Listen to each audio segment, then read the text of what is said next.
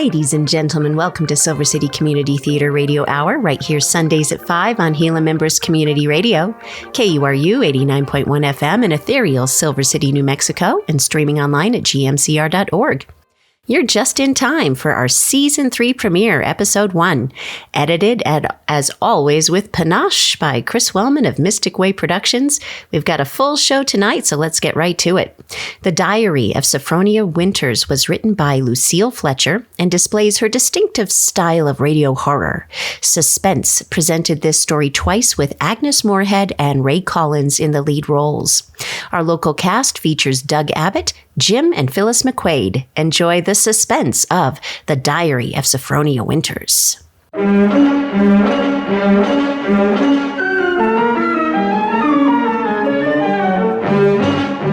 This is the Man in Black, here again to introduce Columbia's program, Suspense.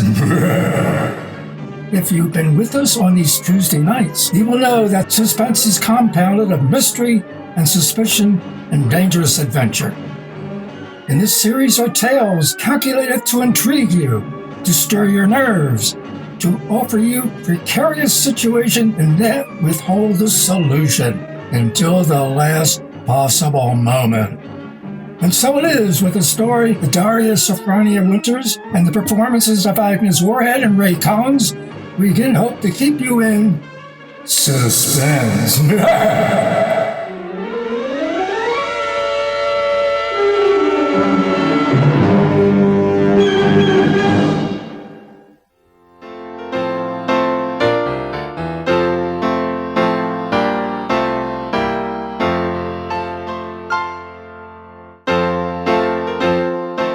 February 1st, St. Petersburg, Florida. I, Saphronia Winters, have hereby begun this diary because on this date, I feel for the first time that I've begun to live. Diaries are no good unless one has thrilling experiences. For 40 years, I've never had what could really be called a thrilling experience, but Papa's death has changed everything. Here I am in beautiful St. Petersburg with everything to start life anew. Money in my purse, 2 suitcases full of new clothes, and a gorgeous new permanent wave. And Florida is really the land of romance. It doesn't matter whether you're 17 or 70. There are parties and dances and bingo games and flirtations for all. My landlady, in fact, tells me that people often become engaged and even married to perfect strangers overnight. I'm still shy, of course, but just the same, it's such a fun and so thrilling to think one's fate may be just around the corner.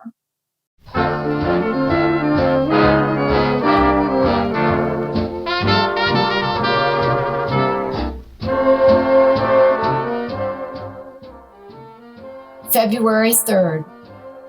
Oh, diary, it is beginning.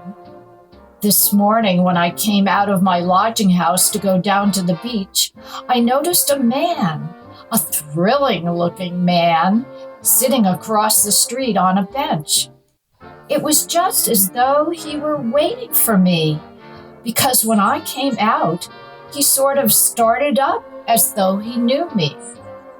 Of course, I didn't speak first, but I knew the minute I started down the street that he was following me. Well, I got to the beach and sat down with my magazines, and suddenly there he was strolling toward me with a broad smile. Well, sitting out here all by your lonesome? Oh, yes, I am. Didn't I see you last night over at the Starfish Tea Room?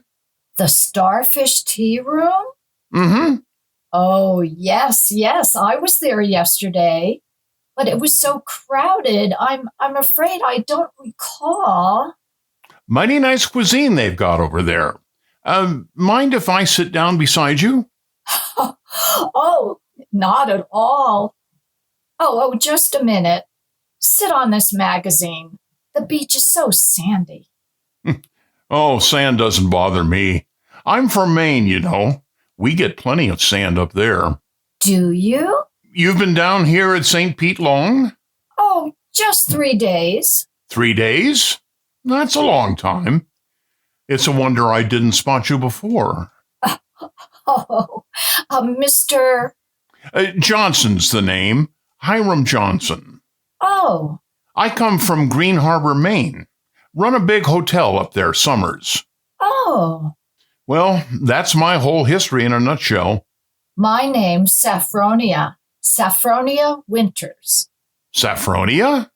Uh-huh. Well, you know, that's quite a coincidence. My sister-in-law's name was Saphronia. Oh? Saphronia Johnson. You ever heard of her? She looked quite a bit like you, too. Saphronia Johnson. No, I'm afraid I haven't. Who was she? Someone very famous? I'm so ignorant about these things. Oh, that's all right. Say, look at that sun, will you? I'd say it was pretty nearly time for lunch.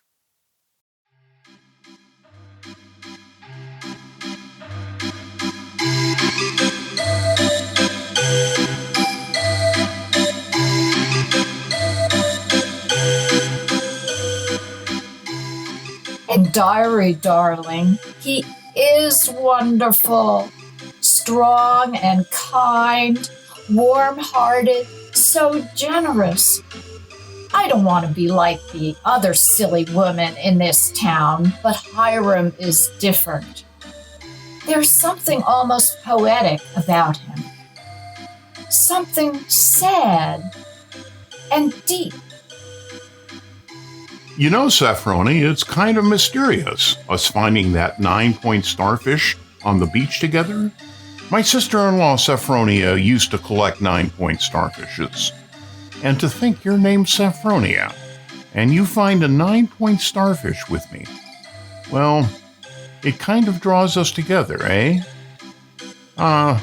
What do you think? I feel as though I know him completely, as though I'd known him all my life. My landlady says it's foolish, but look at Romeo and Juliet. Weren't they foolish?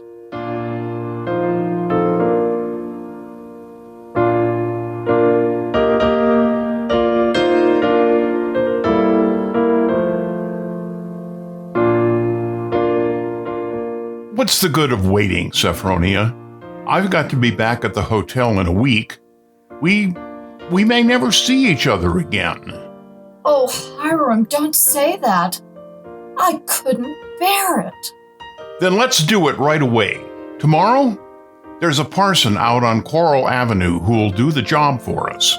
We could take a nice moonlight drive out to the alligator farm afterward, have a nice short dinner, then climb on board the Orange Blossom tomorrow night for Maine. Just think of Maine, the big dark pine woods, the sand, the bay, the two of us alone together. The two of us alone together.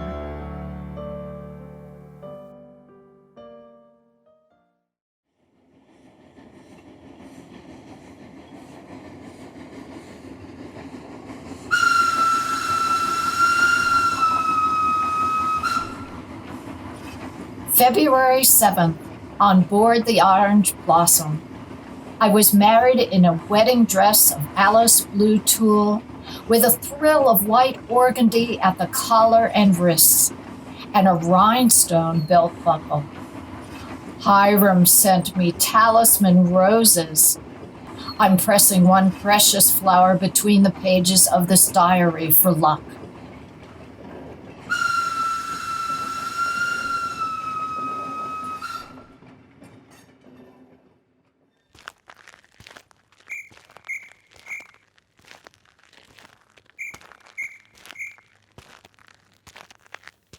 You'll see it beyond this bend in a couple of minutes.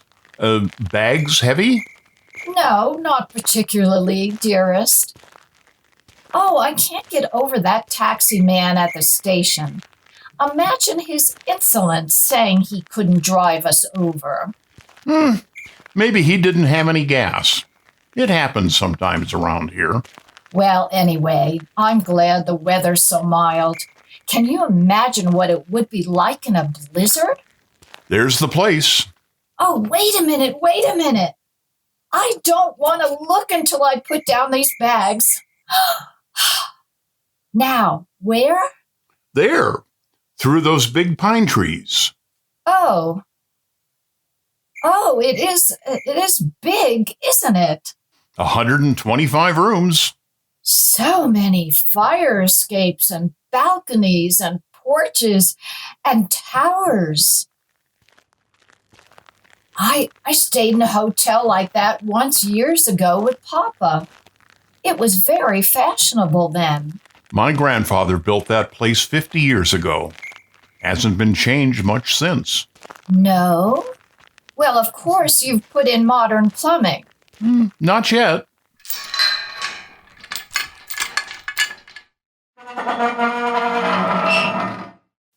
Here we are. Walk in.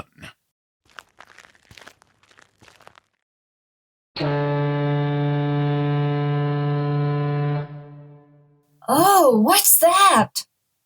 Just a foghorn out in the bay. Fog? We get it almost every night in this kind of weather. What are you locking the gate for? Why not? There's nobody coming in after us or going out again for a while. But I thought you said the hotel. But the hotel is empty.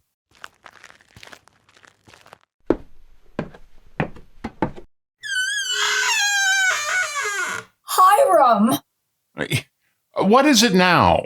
Hiram, darling, I know it sounds silly, but let's not go in there tonight. Let's wait until morning. Why? Oh, just because it's so dark and empty. There's not a light in the whole place and no one's expecting us. What'll we eat and where will we sleep? Let's stay in the village just for tonight. I've got things to eat and a place to sleep. Come on. Oh, my arm! Hiram! You remember my telling you down in Florida about my sister-in-law, Saphronia? Well, that's her, over there on the wall. Take a look at her. Hiram, you hurt me. Do you realize that? You twisted my arm. Oh, well, the glass is very dusty. She must have died many years ago. But her face is sweet, very sweet. And her eyes, there's something very sad and wistful about her eyes. She was a murderess. She was hanged in Portland 25 years ago for the murder of my brother Ephraim. Here in the lobby of this hotel, she murdered him in cold blood with an axe. That fire axe hanging over there on the wall. Hiram! It was a summer day. There were guests sitting out on the front porch in the rockers. It was just after lunch. My brother Ephraim was sitting at the desk, counting his loose change. My mother was crocheting in the old wicker rocking chair. Saphronia came downstairs, humming a hymn. Oh, don't, Hiram. Please, don't tell me any more. Why not? Well, it makes me nervous to hear it like this in this big shadowy lobby. And your eyes, Hiram. Your eyes. Hiram, you're acting so strange. Hiram, what's the matter with you, dear? I know it was a terrible tragedy, but it happened 25 years ago. Don't touch me, Saphronia. Don't touch you. Do you remember what I said to you in Florida? What did you say? Well, you said a million sweet and wonderful things to me, Hiram. I said you resembled my dead sister-in-law. Look at her again. Look at her closely, Saphronia. But why? Oh, no, I can't. It's too horrible. I can't look at her face with any pleasure now, knowing she was a murderess. You're afraid to look. Is that it? No, I'm not afraid. Hiram, please, my arm. Oh, very well. I'll look. Now stand there, quietly, like that. Take off your glasses. That's all I wanted to see. That's all I wanted to see.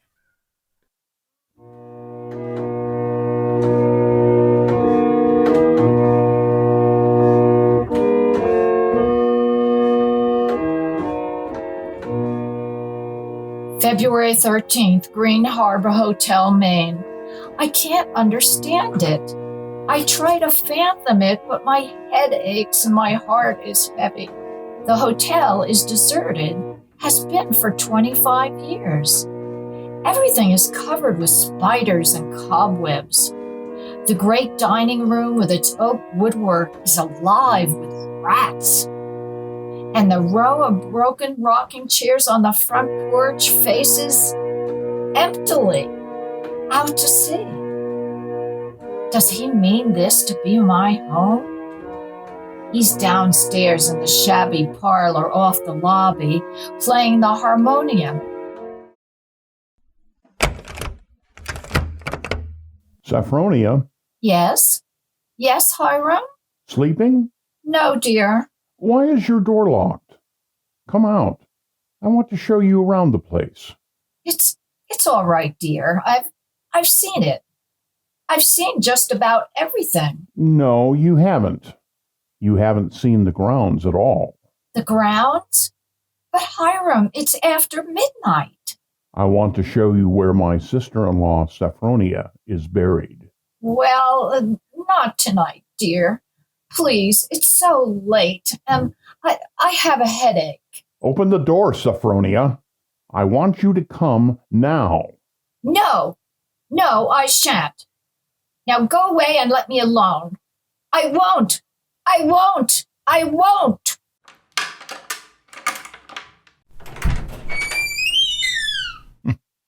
No use carrying on like that. You see, I have passkeys to all the doors.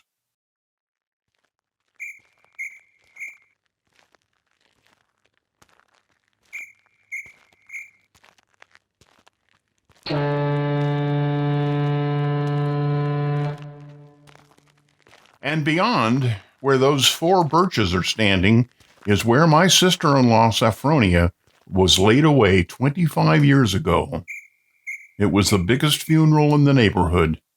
Folks crowded outside the gate by the dozens, trying to get a look, but we wouldn't let them. Buried her ourselves without a service. Out here by herself on the grounds. Ephraim is buried in town, but not Saphronia. I had a feeling I'd have to keep an eye on her even then. Keep an eye on her? I knew she was one of those restless sleepers who wouldn't stay quiet in her own grave. I knew before the year was out, she'd find some way to start roaming around, hunting for mischief again. She was a young she-devil to the core, Saphronia. They could hang her till doomsday. Wouldn't do any good. You mean you think she haunts this hotel? No, not this hotel. She never had any use for it, alive or dead. No, she makes for the warmer climates. She was always a cold-blooded little fish, freezing and shivering all the time. It's places like California and Texas and Florida she makes for. Florida? Yes, that's one of her favorite haunts, particularly around St. Pete. She likes the flowers and the sun and the romance. Hiram, I feel cold. Do you mind if I go inside now? Just a minute.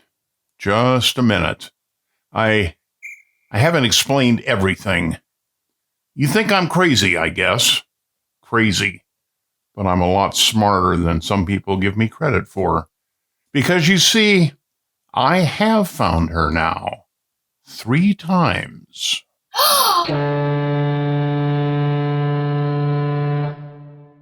Do you see that grove of birches over there? Under every one of them's a grave. I've found her wandering the earth in disguises 3 times, and I've killed her 3 times. And it still doesn't do any good.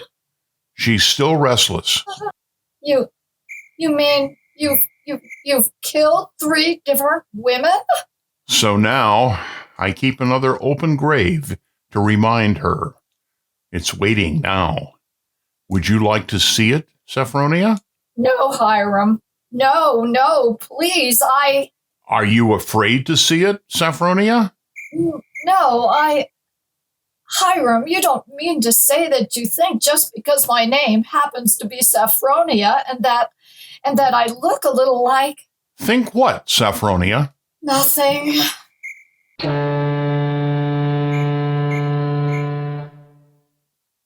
February 14th. My mind is made up. I've made a terrible mistake and I must get away from this place. I must get away from Hiram as quickly as I can. It should be easy. There's no fog today. If I could only escape from the hotel, I can run and hide in the pine woods. No, I shall wait for dusk, when he generally sits down in the parlor and plays a harmonium.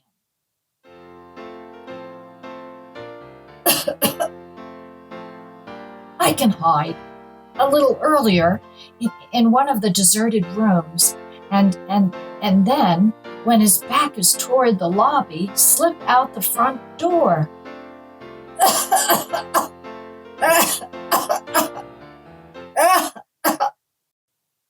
Saphronia?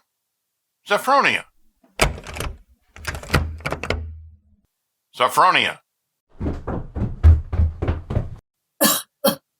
Oh, there you are. What's the matter? Anything wrong? No, Hiram. You didn't want anything outside, did you? Because if you do, you'll have to ask me to go get it for you.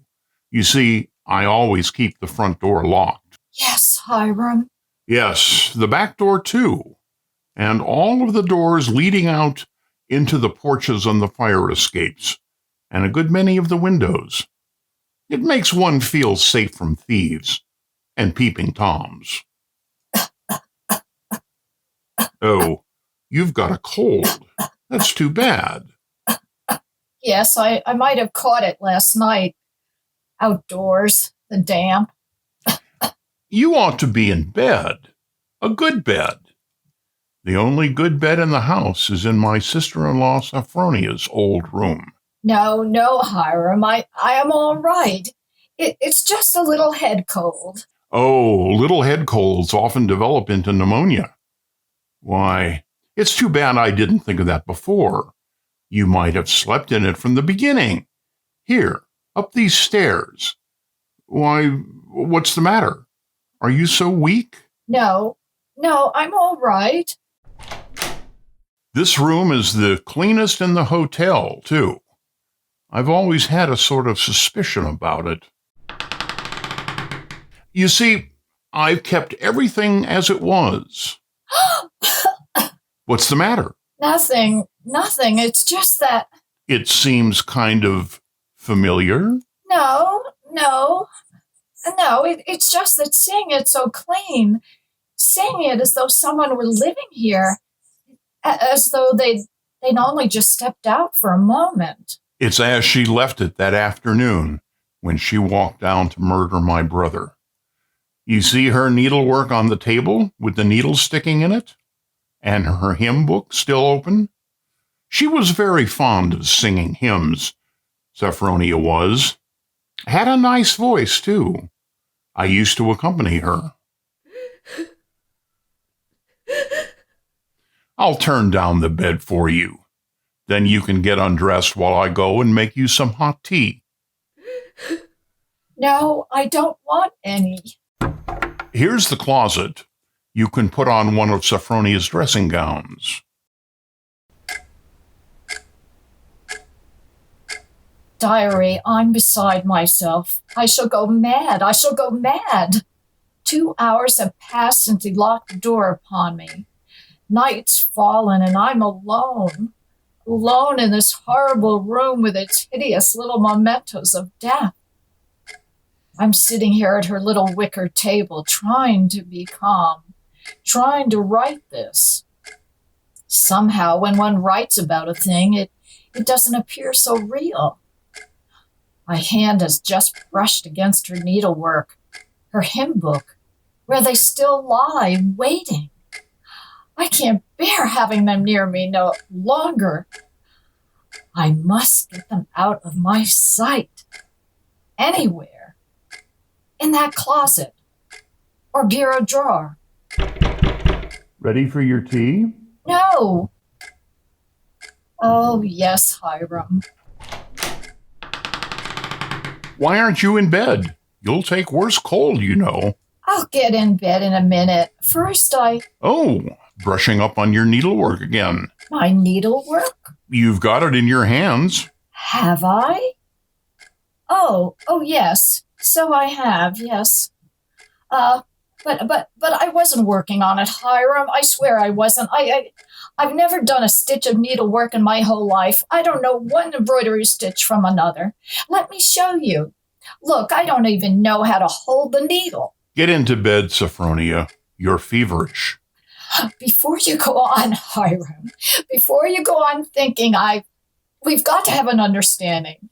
You've got to let me explain. I was born in 1892 in Kalamazoo, Michigan. My name is Saphronia. That's true. But they named lots of people for Saphronia. I was named for my grandmother. She had just died.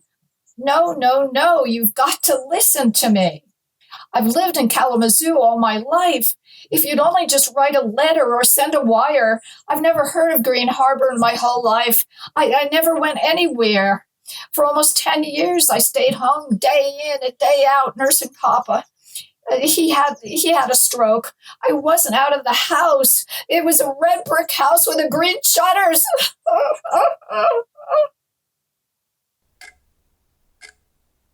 February 15th. Now I live only from moment to moment, listening to each creak upon the stairs. I've been in bed all day. It's night now. The foghorn has begun to blow again.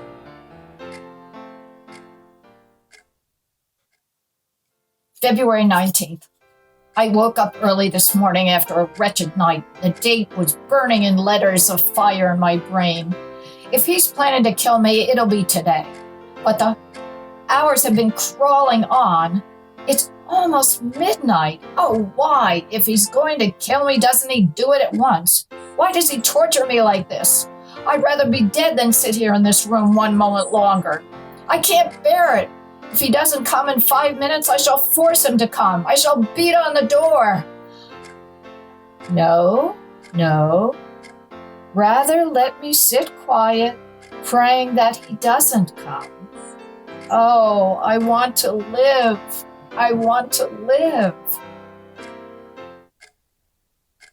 Saphronia? She's come. Saphronia? Come downstairs. I want you to sing me a hymn. Sing? He never asked me to sing for him before. But she sang. I can't sing, dear. I told you that long ago. Did you? Well, I'd forgotten. And besides, how can I come downstairs when my door's locked? It's unlocked. Try it. Unlocked? Oh, no. How could it? Oh, it is. It is, and I never knew it. I never knew it. Coming? He unlocked it sometime when I was just sitting. Oh, why didn't I try a few more times? Why did I just sit there assuming? No, he's got me anyway. He'd have known. But I might have. Oh, now it's too late. He's going to kill me. Saphronia? Yes, Hiram, I'm coming.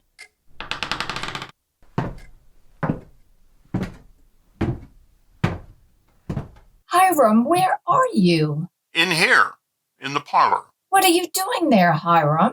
Waiting to hear you sing. You're at the harmonium? Yes. All right, I'll sing. I haven't sung in years, but I might as well. I'll sing for you out here in the hall. My voice will carry better. It always did carry better in the hall, didn't it? Saphronia, so you remember that, too. Of course, you know both the front and back doors are locked. Play a few bars, Hiram dear, to warm me up. Shall I sing too, Saphronia? Would you like me to sing along with you? If it pleases you, Hiram.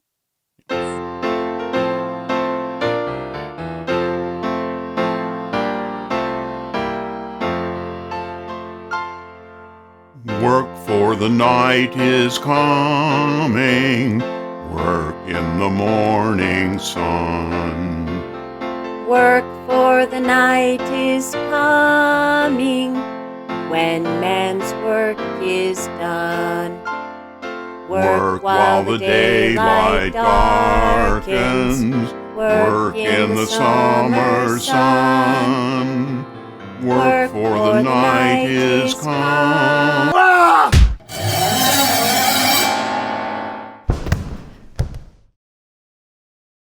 When man's work is done.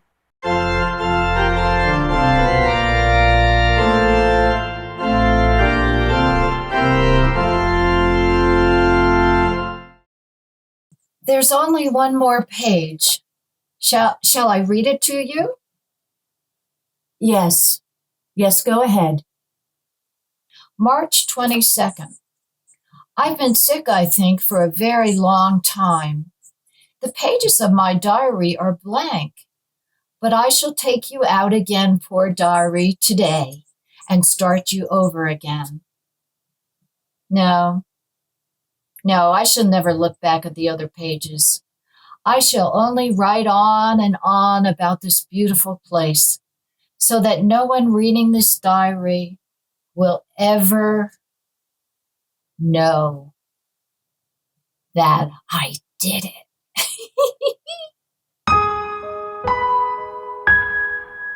But I did do it, diary. I was smarter than he.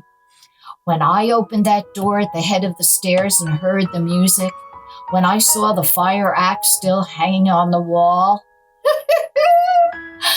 I was so cautious, so terribly cautious. I tiptoed like a little mouse even as I sang the hymn into that room where he was playing. But I was clever, so much cleverer than he. I kept on singing. And now I'm free as a bird. I am free and he shall never catch me now. Not this time or ever again. Because he's dead. Isn't he, nurse? Nurse, isn't my dear brother-in-law Hiram really dead? Yes, miss. He's dead. And now I'll thank you to hand me that diary. The doctor doesn't approve of the patient's writing anything.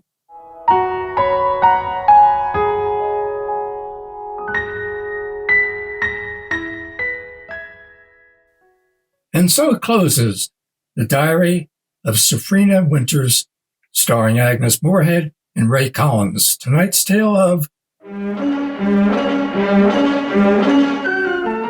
suspense.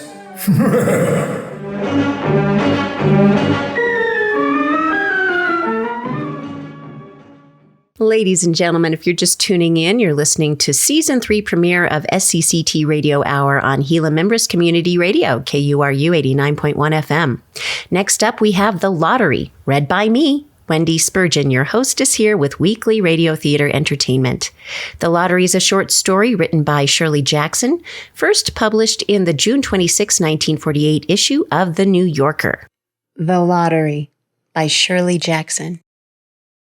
The morning of June 27th was clear and sunny, with the fresh warmth of a full summer day. The flowers were blossoming profusely, and the grass was richly green. The people of the village began to gather in the square between the post office and the bank around 10 o'clock. In some towns, there were so many people that the lottery took 2 days and had to be started on June 26th. But in this village, where there were only about 300 people, the whole lottery took less than 2 hours. So it could begin at 10 o'clock in the morning and still be through in time to allow the villagers to get home for noon dinner. The children assembled first, of course. School was recently over for the summer, and the feeling of liberty sat uneasily on most of them. They tended to gather together quietly for a while before they broke into boisterous play, and their talk was still of the classroom and the teacher, of books and reprimands. Bobby Martin had already stuffed his pockets full of stones, and the other boys soon followed his example, selecting the smoothest and roundest stones. Bobby and Harry Jones and Dickie Delacroix, well, the villagers pronounced this name Delacroix, eventually made a great pile of stones in one corner of the square and guarded it against the raids of the other boys. The girls stood aside, talking amongst themselves, looking over their shoulders at the boys, and the very small children rolled in the dust or clung to the hands of their older brothers or sisters. Soon the men began to gather, surveying their own children, speaking of planting and rain, tractors and taxes. They stood together, away from the pile of stones in the corner, and their jokes were quiet, and they smiled rather than laughed. The women, wearing faded house dresses and sweaters, came shortly after their menfolk. They greeted one another and exchanged bits of gossip as they went to join their husbands. Soon the women, standing by their husbands, began to call to their children, and the children came reluctantly, having to be called 4 or 5 times. Bobby Martin ducked under his mother's grasping hand and ran, laughing, back to the pile of stones. His father spoke up sharply, and Bobby came quickly and took his place between his father and his oldest brother. The lottery was conducted, as were the square dances, the teen club, the Halloween program, by Mr. Summers, who had time and energy to devote to civic activities. He was a round-faced, jovial man, and he ran the coal business.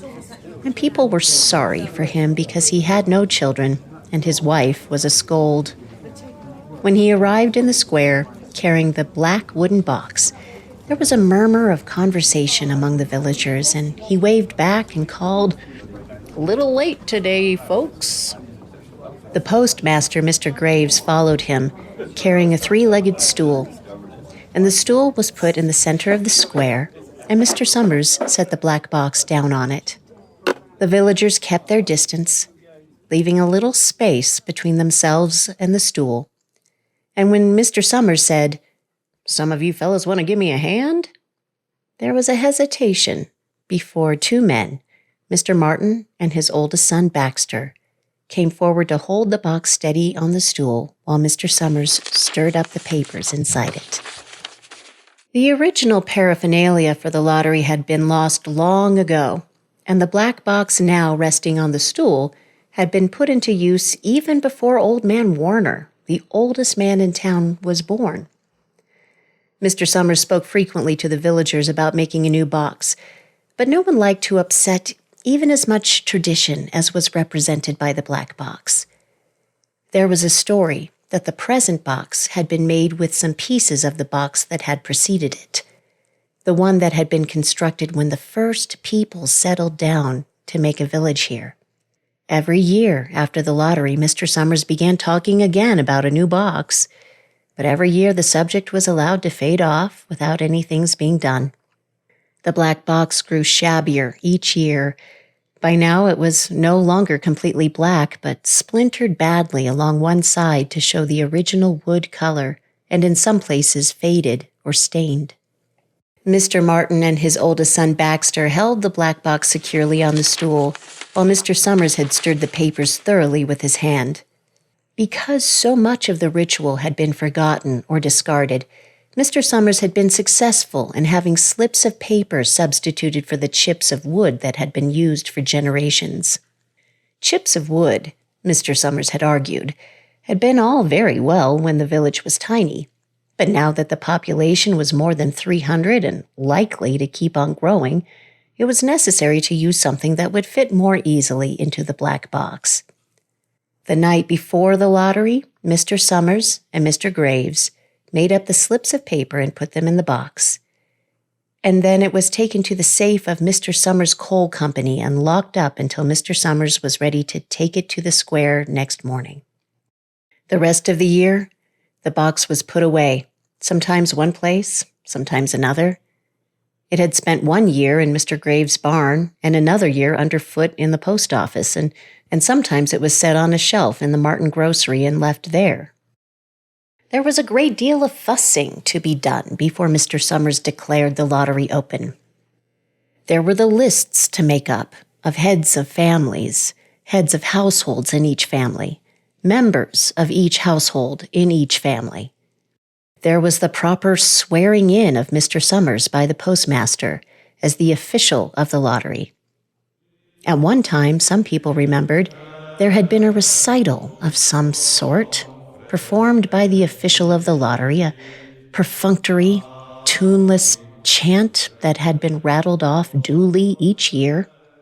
Some people believe that the official of the lottery used to stand just so when he said or sang it. Others believed that he was supposed to walk among the people, but years and years ago, this part of the ritual had been allowed to lapse. There had been also a ritual salute, which the official of the lottery had had to use in addressing each person who came up to draw from the box. But this also had changed with time. Until now, it felt necessary only for the official to speak to each person approaching. Mr. Summers was very good at all this. In his clean white shirt and blue jeans, with one hand resting carelessly on the black box, he seemed very proper and important as he talked interminably to Mr. Graves and the Martins. Just as Mr. Summers finally left off talking and turned to the assembled villagers, Mrs. Hutchinson came hurriedly along the path to the square, her sweater thrown over her shoulders, and slid into place in the back of the crowd. "Clean forgot what day it was," she said to Mrs. Delacroix, who stood next to her, and they both laughed softly. "Thought my old man was out back stacking wood," Mrs. Hutchinson went on. "And then I looked out the window and the kids were gone, and then I remembered it was the 27th and came a-running." She dried her hands on her apron, and Mrs. Delacroix said, "You're in time, though. They're still talking away up there." Mrs. Hutchinson craned her neck to see through the crowd and found her husband and children standing near the front. She tapped Mrs. Delacroix on the arm as a farewell and began to make her way up through the crowd. The people separated good-humoredly to let her through. 2 or 3 people said, in voices just loud enough to be heard across the crowd, "Here comes your Mrs. Hutchinson," and, "Bill, she made it after all." Mrs. Hutchinson reached her husband, and Mr. Summers, who had been waiting, and cheerfully, "Thought we were going to have to get on without you, Tessie," Mrs. Hutchinson said, grinning. "Wouldn't have me leave my dishes in the sink now, would you, Joe?" And soft laughter ran through the crowd as the people stirred back into position after Mrs. Hutchinson's arrival. "Well, now," Mr. Summers said soberly, "guess we better get started, get this over with, so's we can get back to work." Anybody ain't here? Dunbar, several people said. Dunbar. Mr. Summers consulted his list. Clyde Dunbar, he said. That's right. He's broke his leg, hasn't he? Who's drawing for him? Me, I guess, a woman said. And Mr. Summers turned to look at her. Wife draws for her husband, Mr. Summers said. Don't you have a grown boy to do it for you, Janie? Although Mr. Summers and everyone else in the village knew the answer perfectly well, it was the business of the official of the lottery to ask such questions formally. Mr. Summers waited with an expression of polite interest while Mrs. Dunbar answered. Horace is not but 16 yet, Mrs. Dunbar said regretfully. Guess I gotta fill in for the old man this year. Right, Mr. Summers said. He made a note on the list he was holding. Then he asked, Watson boy drawing this year?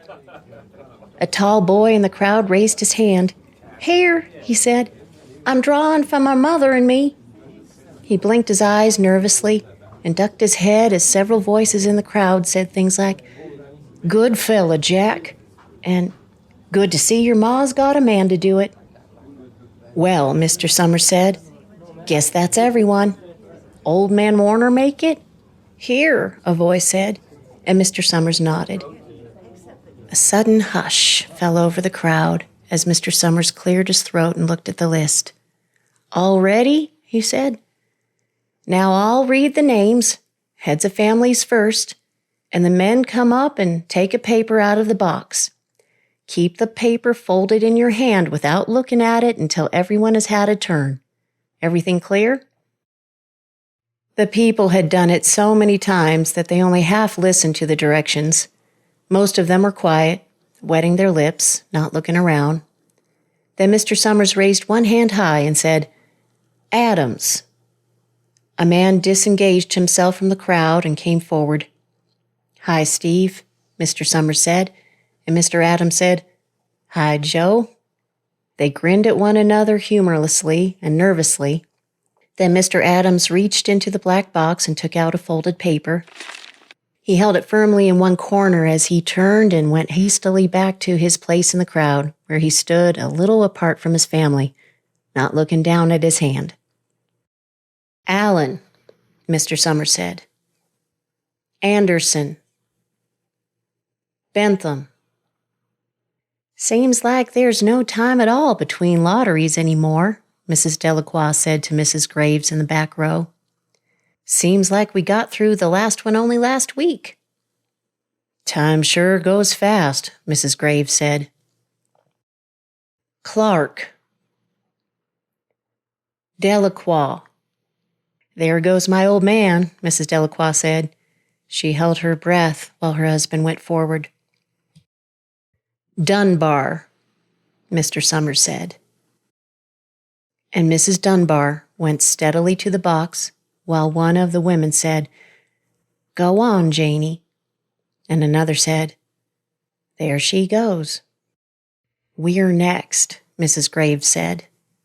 She watched while Mr. Graves came around from the side of the box, greeted Mr. Summers gravely, and selected a slip of paper from the box. By now, all through the crowd, there were men holding the small folded papers in their large hand, turning them over and over nervously. Mrs. Dunbar and her two sons stood together, Mrs. Dunbar holding the slip of paper. Harbert. Hutchinson. Get up there, Bill, Mrs. Hutchinson said, and the people near her laughed. Jones. They do say, Mr. Adams said to old man Warner, who stood next to him, that over in the North Village, they're talking of giving up the lottery. Old man Warner snorted. Pack of crazy fools, he said, listening to the young folks. Nothing's good enough for them.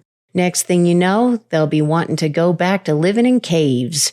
Nobody work anymore. Live that way for a while. Used to be a saying about the lottery in June, corn be heavy soon. First thing you know, we'd all be eating stewed chickweed and acorns. There's always been a lottery, he added petulantly.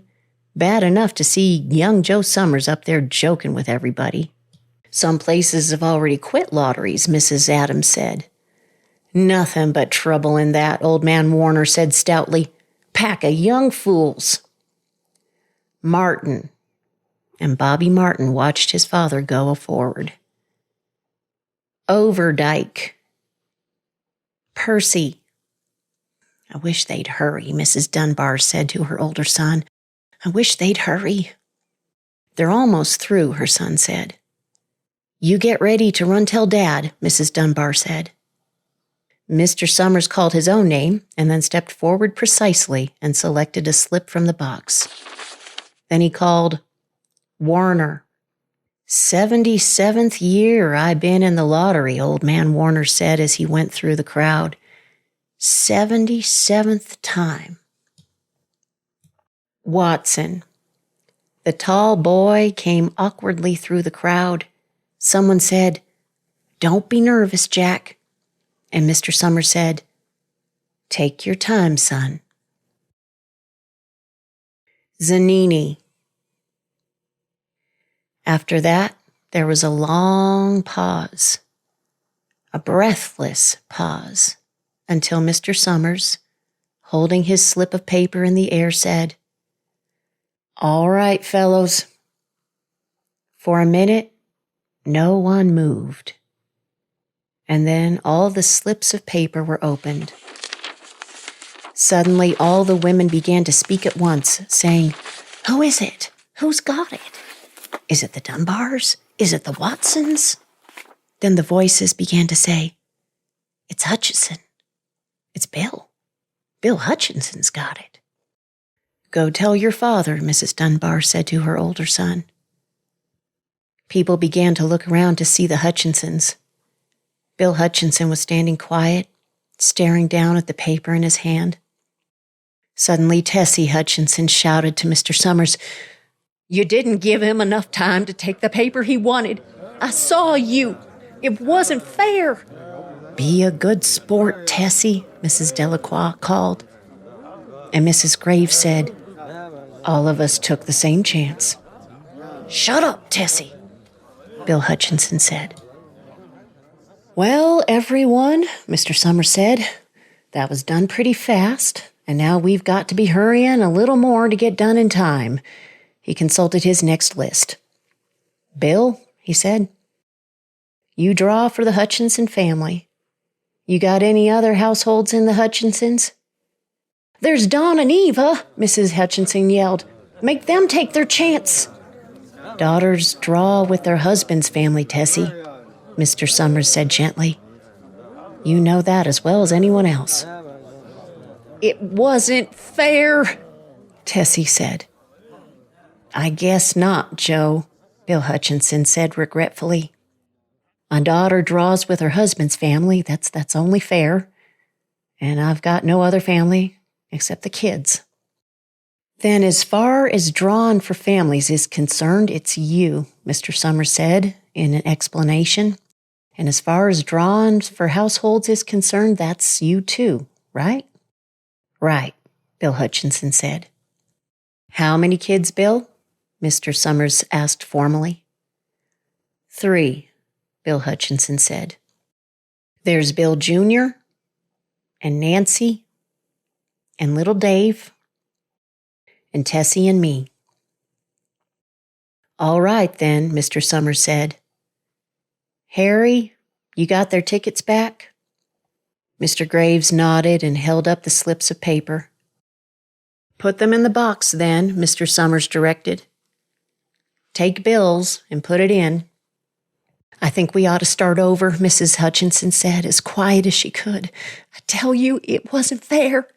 You didn't give them time enough to choose. Everybody saw that. Mr. Graves had selected the 5 slips and put them in the box, and he dropped all the papers but those onto the ground where the breeze caught them and lifted them off. Listen, everybody, Mrs. Hutchinson was saying to the people around her. Ready, Bill? Mr. Summers asked, and Bill Hutchinson, with one quick glance around at his wife and children, nodded. Remember, Mr. Summers said, take the slips and keep them folded until each person has taken one. Harry, you help little Dave. Mr. Graves took the hand of the little boy, who came willingly with him up to the box. Take a paper out of the box, Davy, Mr. Summers said. Davy put his hand into the box and laughed. Take just one paper, Mr. Summers said. Harry, you hold it for him. Mr. Graves took the child's hand and removed the folded paper from the tight fist and held it, while little Dave stood next to him and looked up at him wonderingly. Nancy next, Mr. Summers said.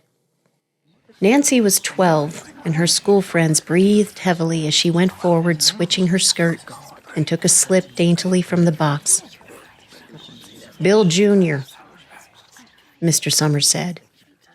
And Billy, his face red and his feet overlarge, nearly knocked the box over as he got a paper out. Tessie, Mr. Summers said. She hesitated for a minute, looking around defiantly, and then set her lips and went up to the box. She snatched a paper out and held it behind her. Bill, Mr. Summers said. And Bill Hutchinson reached into the box and felt around, bringing his hand out at last with a slip of paper in it. The crowd was quiet. A girl whispered, I hope it's not Nancy. And the sound of the whisper reached the edges of the crowd. It's not the way it used to be, Old Man Warner said clearly. People ain't the way they used to be. All right, Mr. Summers said. Open the papers. Harry, you open little Dave's.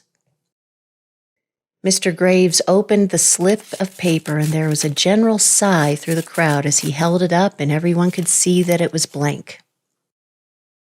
Nancy and Bill Jr. opened theirs at the same time, and both beamed and laughed, turning around to the crowd and holding their slips of paper above their heads. Tessie, Mr. Summers said.